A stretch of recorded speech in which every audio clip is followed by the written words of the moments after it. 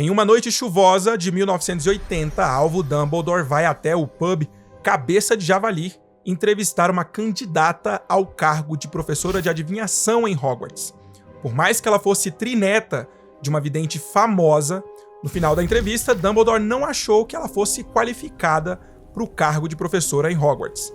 No entanto, quando ele estava se virando para sair, Sibylla Trelawney entrou em um estranho transe e fez a profecia que mudaria o rumo do mundo bruxo. Aquele com o poder de vencer o Lorde das Trevas se aproxima.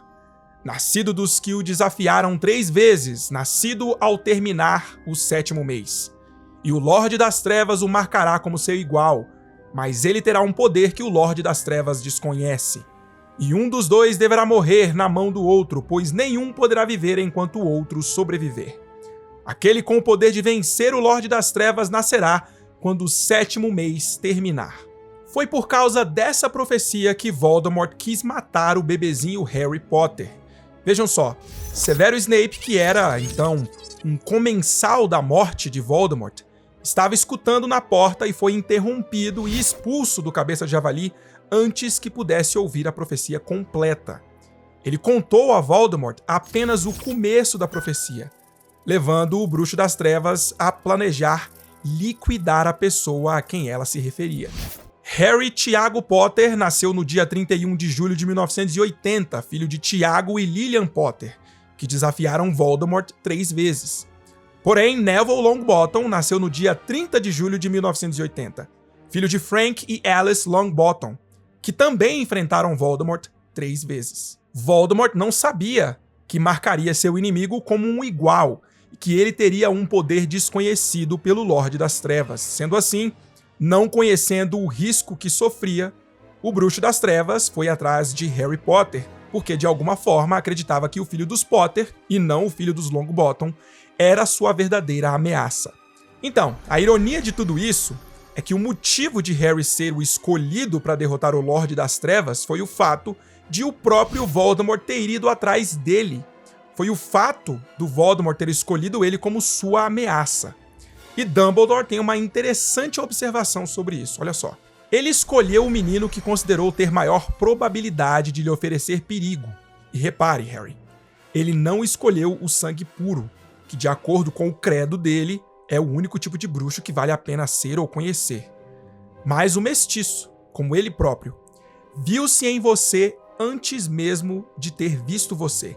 E ao marcá-lo com essa cicatriz, ele não o matou conforme pretendia, mas lhe concedeu poderes e um futuro que o equipararam para escapar dele.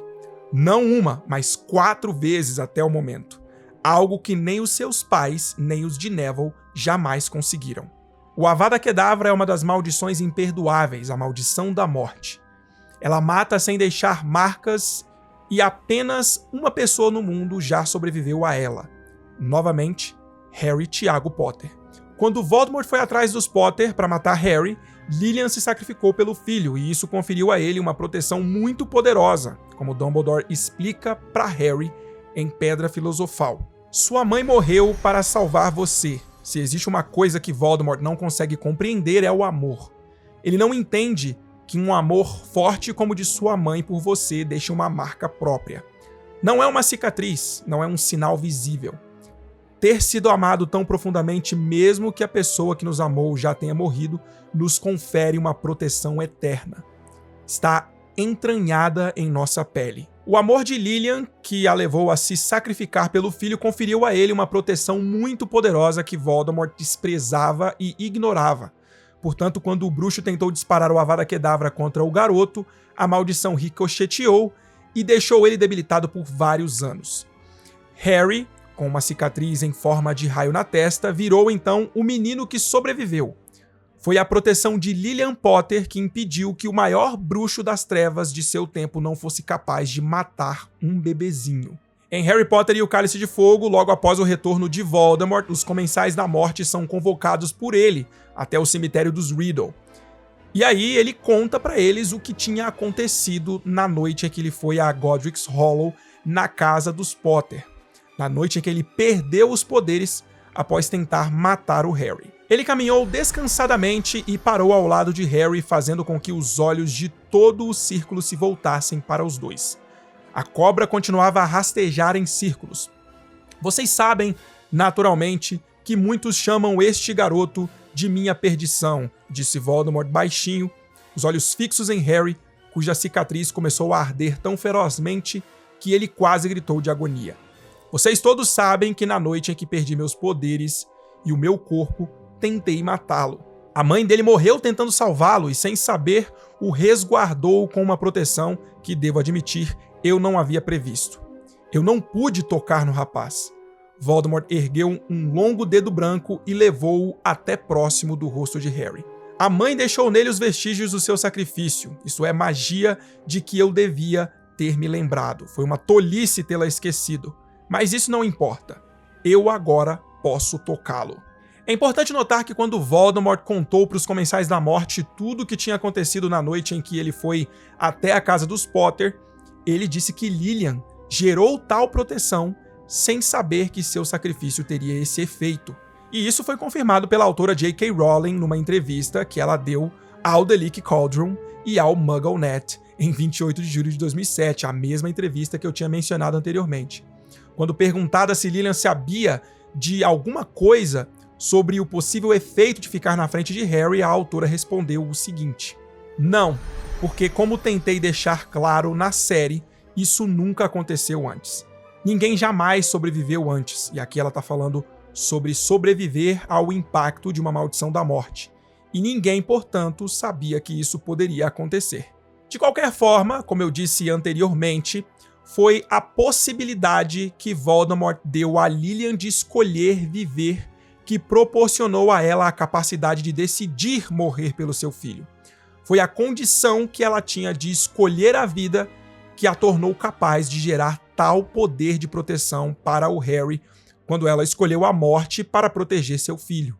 Voldemort estava no auge de seu poder sobre o mundo bruxo quando ele resolveu atacar Harry Potter em outubro de 1981. Ele já tinha criado 5 Horcruxes a essa altura: o Diário de Tom Riddle, o Anel de Cervo Gaunt, o Medalhão de Slytherin, a Taça de Hufflepuff e o Diadema de Ravenclaw. Faltava apenas uma para ele dividir sua alma em 7, como era o seu plano inicial.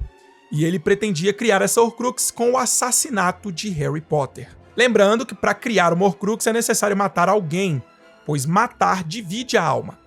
Tudo indica que Voldemort estava pronto para criar sua última Horcrux com a morte de Harry. Muito simbólico ele tomar seu último passo em direção à imortalidade após liquidar aquele que o derrotaria. Porém, como o Avada Kedavra ricocheteou, algo diferente aconteceu. Vejam só o que Dumbledore explicou para o Snape. Na noite em que Lord Voldemort tentou matar Harry, quando Lilian pôs a própria vida entre os dois como um escudo, a maldição da morte ricocheteou em Lord Voldemort, e um fragmento da alma dele irrompeu do todo e se prendeu à única alma sobrevivente na casa que desabava. Parte de Lord Voldemort vive em Harry. Vejam só, a alma do Voldemort estava tão instável por causa de todas as divisões que ele já tinha feito, que no momento em que o próprio corpo dele fora destruído pela maldição da morte, sua alma tomou o curso de ação que já havia tomado várias vezes antes. Ela se dividiu. E foi assim que Voldemort marcou Harry como seu igual, como diz a profecia. Pois o fato de Harry ter uma parte de Voldemort vivendo dentro dele o permitiu ser ofidioglota, ou seja, falar língua de cobra, uma habilidade que Voldemort herdou de seu antepassado Salazar Slytherin, e além disso também permitiu que Harry sentisse quando Voldemort estava perto, tivesse acesso aos seus pensamentos e sentimentos e por vezes até visse em sonhos situações que o Lorde das Trevas estava vivenciando.